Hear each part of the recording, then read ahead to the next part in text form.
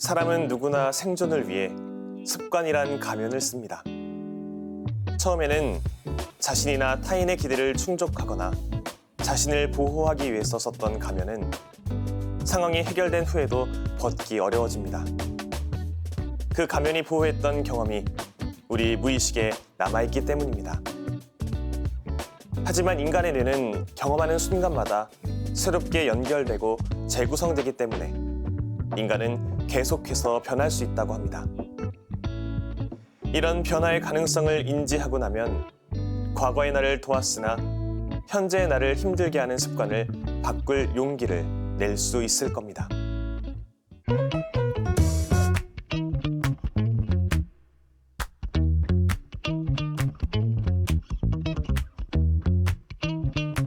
이 시간에 함께 읽을 책은 나를 힘들게 하는 습관입니다. 이 책은 관계에 영향을 미치고 자기 자신과 조화롭게 사는 것을 방해하는 나쁜 습관을 다루고 있습니다. 죄책감, 수동적 공격성 등의 이런 습관은 자신도 의식하지 못하는 사이에 타인에게 상처를 주고 스스로 상처받는 결과로 이어지기도 하는데요. 저자는 심리학적 통찰과 성경의 지혜를 결합하여 이런 습관에서 벗어나고 관계에서 받은 상처를 치유하는 방법을 독자들에게 전하고 있습니다. 이 책을 쓴 안셀름 그린 신부님은 독일에서 태어나 베네딕토회에 입회한 뒤 수도 사제로 살아가고 있습니다. 다양한 영성 강좌와 피정을 지도하고 있으며 현대인들에게 필요한 따뜻한 위로를 전하는 수많은 책을 펴내기도 했습니다.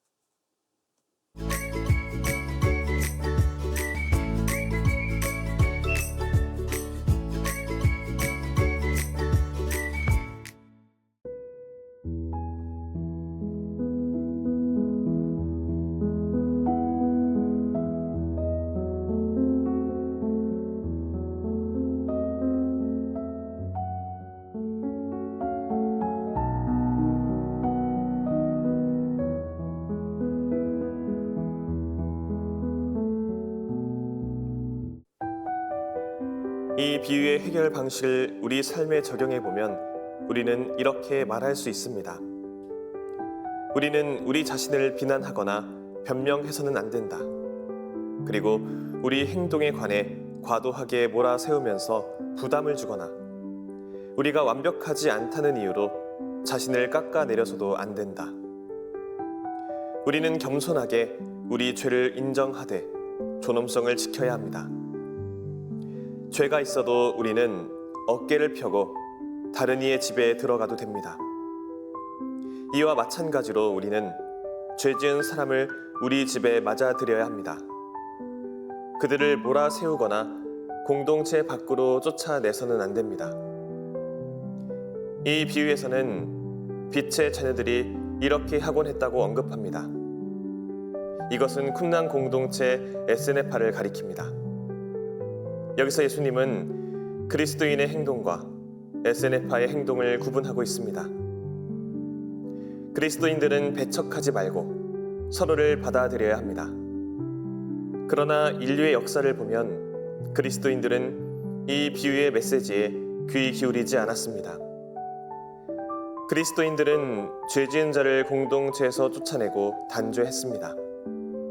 예수님은 우리에게 다른 길을 보여주십니다. 우리는 자존감을 잃지 말고 우리 죄와 죄책감을 받아들여야 합니다. 우리는 주변 사람들과 맺는 새로운 자비로운 관계 안에서 죄책감을 변화시킵니다.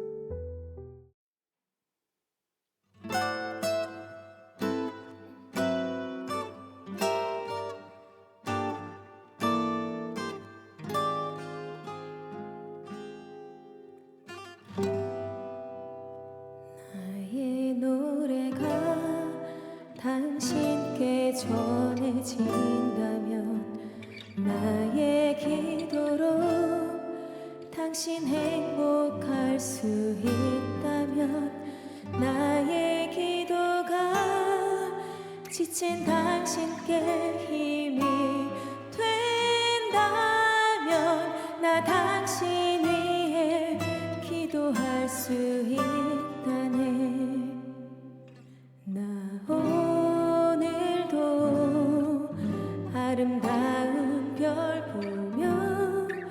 삶에 지친 당신 위해 기도합니다.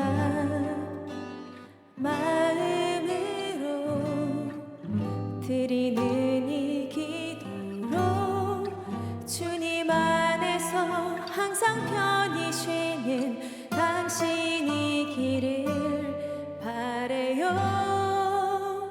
나의 기도가 당신께 전해진다면, 나의 기도로 당신 행복할 수 있다면, 나의 기도가 지친 당신께 힘이 된다면, 나 당신 위해 기도할 수 있다네.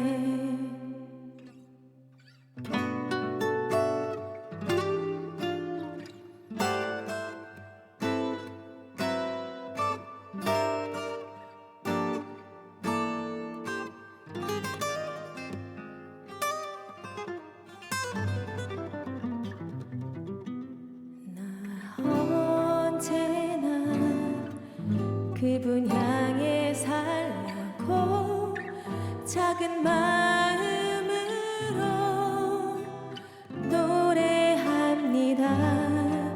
정말 아름답게 부르는 이 노래가 당신 귓가에 편히 전해지는 노래이기를 바래요. 나의 노래가 마음의 휴식이 되길, 나의 노래가 당신께 기쁨 되기를, 나의 노래가 당신 향한 기도 된다면, 나 당신 노래할 수 있다네.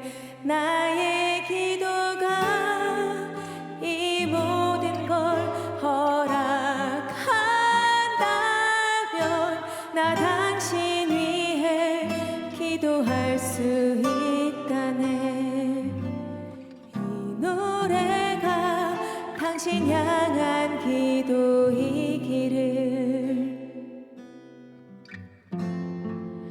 당신 향한 기도이기를.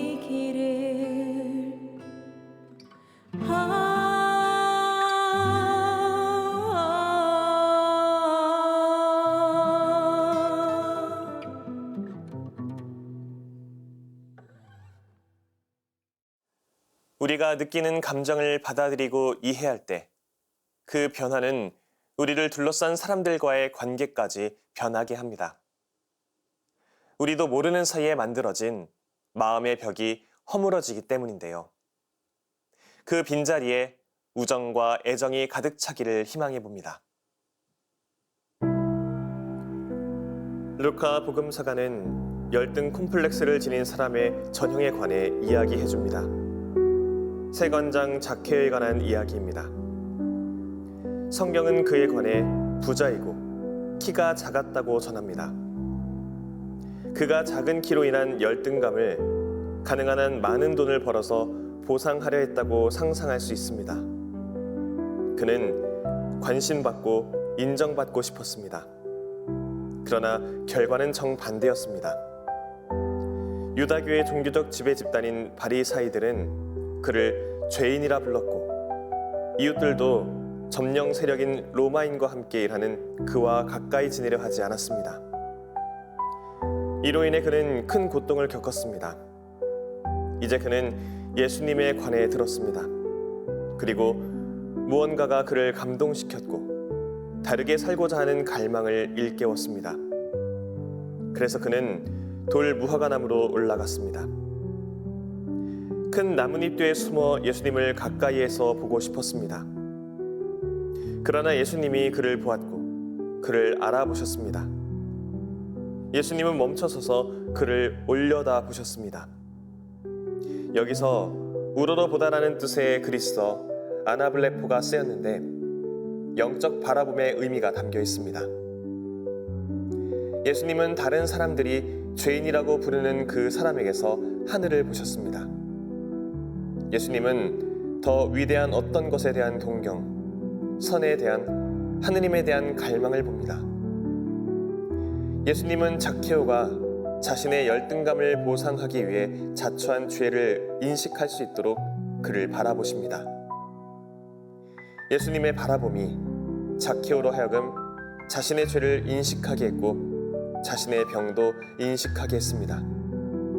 그는 열등 콤플렉스가 있다는 것을 받아들입니다. 자신의 열등감을 받아들임으로써 그의 감정이 변화됩니다.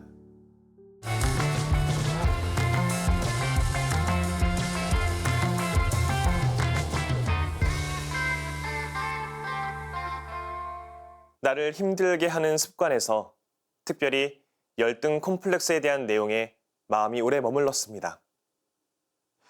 이 대목에서 저자는 열등 콤플렉스를 극복하기 위한 성경적 치료법으로 루카복음 19장 1절에서 10절에 등장하는 세관장 zak케오 이야기를 제시합니다. zak케오는 열등 콤플렉스를 지닌 사람의 전형으로 등장합니다. 그는 콤플렉스로부터 벗어나고자 하는 갈망을 지니고 있었습니다.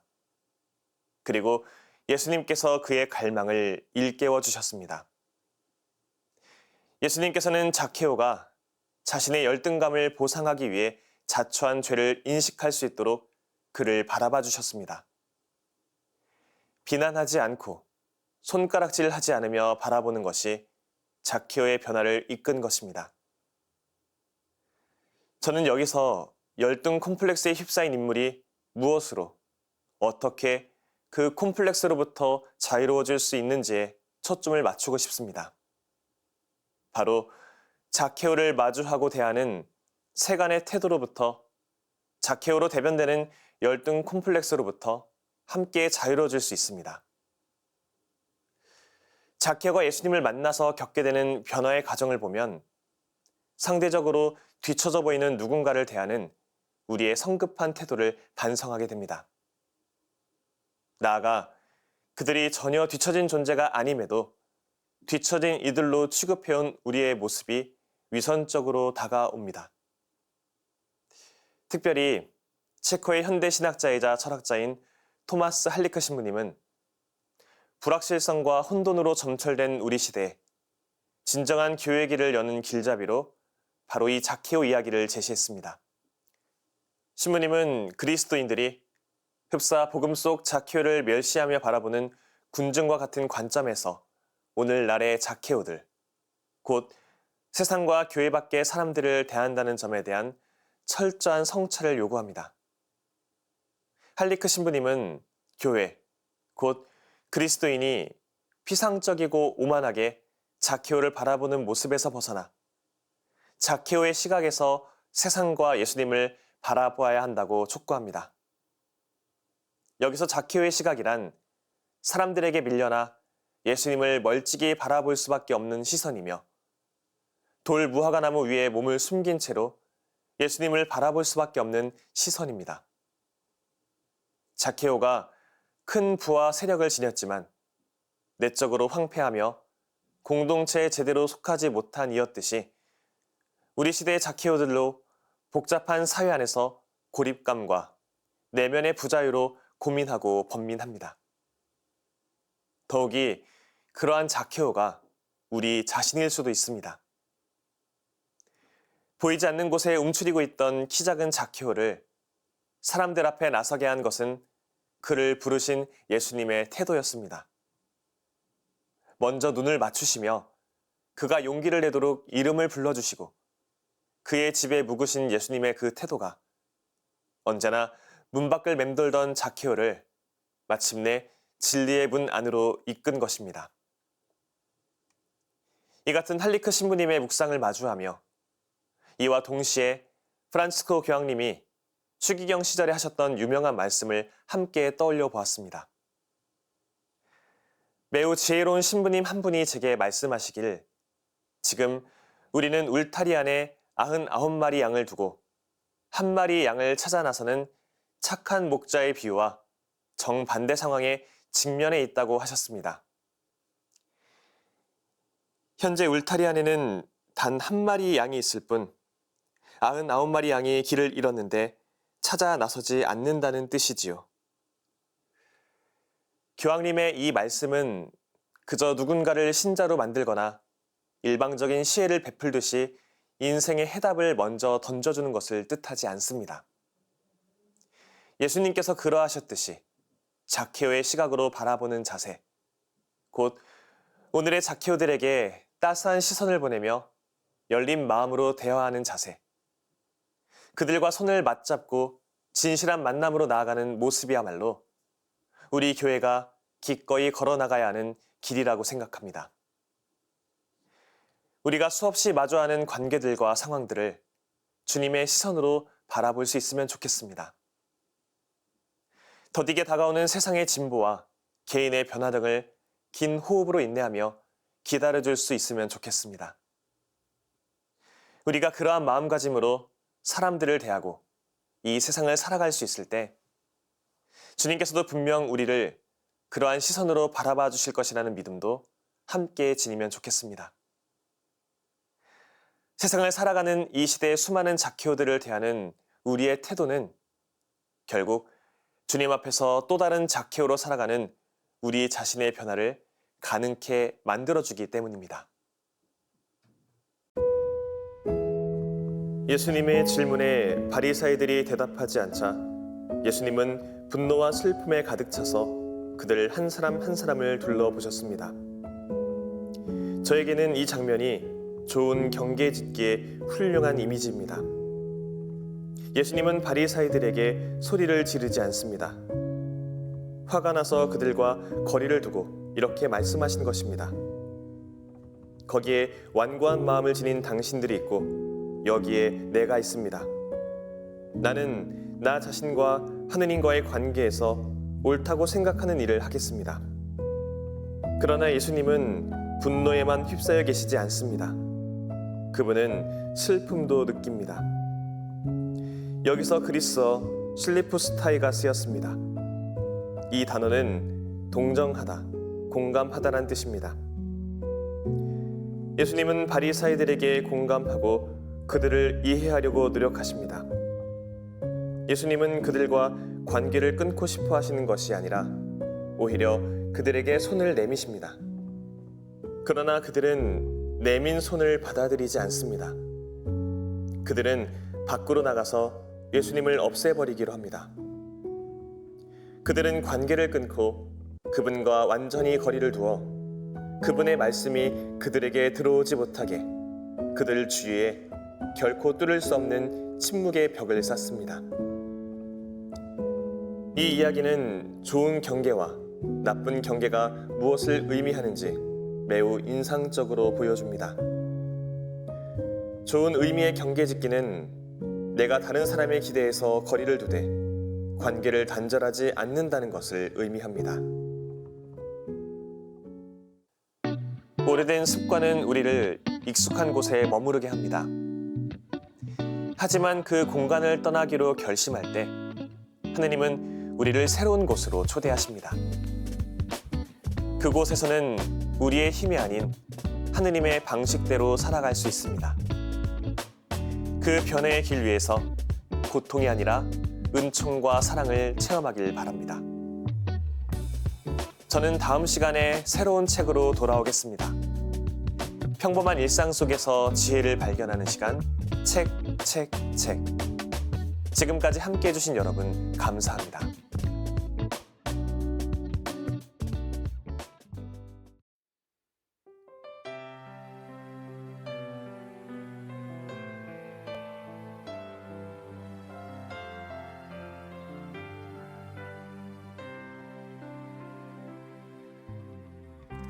짙은 어둠이 밀려와 절망이 날 감싸고 지친 어깨를 누르는 시간들